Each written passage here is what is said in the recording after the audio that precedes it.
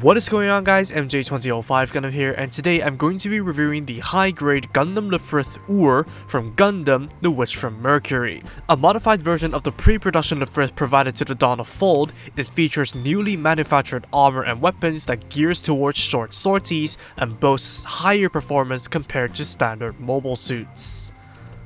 This kit contains a total of 7 runners and a medium-sized sticker sheet, and surprisingly, none of the parts are reused from the original Gundam Lfrith. The build though, just like all other G-Wish kits, is extremely simple. However, the main caveat is that the nut marks are terrible to deal with on the teal pieces, so most of the time taken building will be spent cleaning them up, despite the gate placement having minimized the risk as much as they could.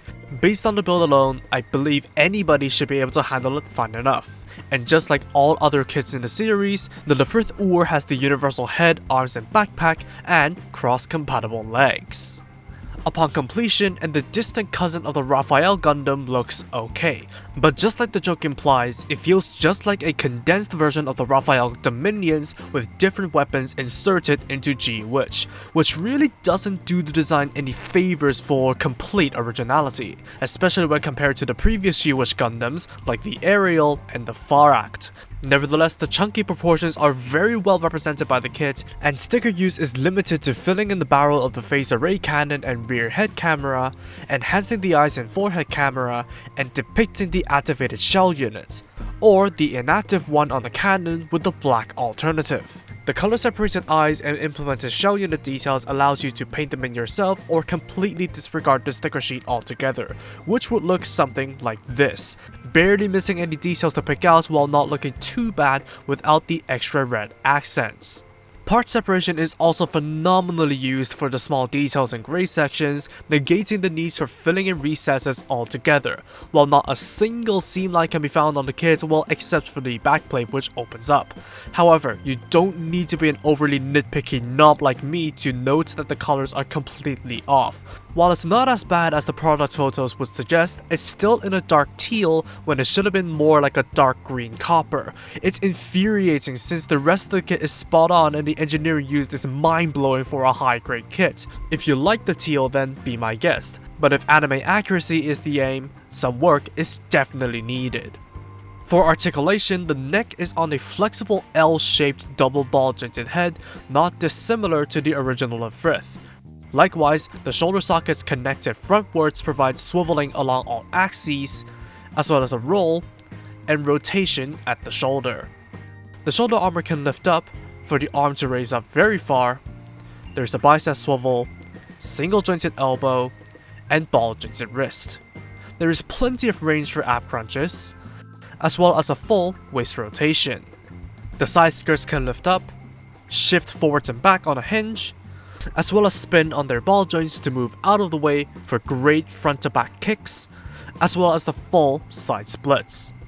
There is a thigh roll, double jointed C-clip knees, movable ankle armor, clipped ankles with a ball jointed toe, swiveling heel, and hind toes. Finally, the backpack arm is on a double hinge, and a swivel at the base and the cannon itself, while the panels can open up with hinges. Altogether, the articulation of the Lfrith Ur is very flexible for the bulk. However, while no parts are prone to falling off, they are more susceptible to loosening up from the repeated movements compared to every other G-Wish kit that I've built, especially the backpack arm. For accessories, the kit starts you off with a pair of holding hands and open hands, which is a pretty generous decision. As for weapons, the main handheld option is the beam Gatling gun, which features an attached shield and foregrip that can be individually adjusted, as well as a rotating barrel. The gun also has hardpoints to allow the shield and foregrip to be swapped to the opposite side, unlocking some customization potential.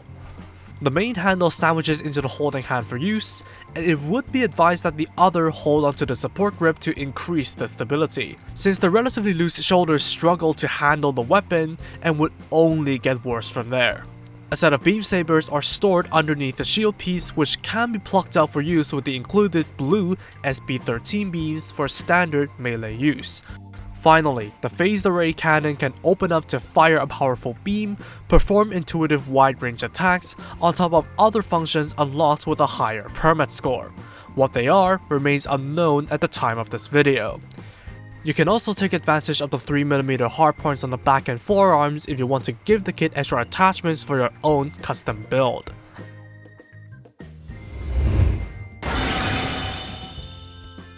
The high-grade Gundam Lfrith Ur is quite the conflicting package for me. On one hand, the straight build presentation and engineering managed to blow my mind as much as the original Lfrith did, while its bulk is of no hindrance to its articulation, and all the gimmicks I could have hoped for from a simplistic loadout are all implemented very well.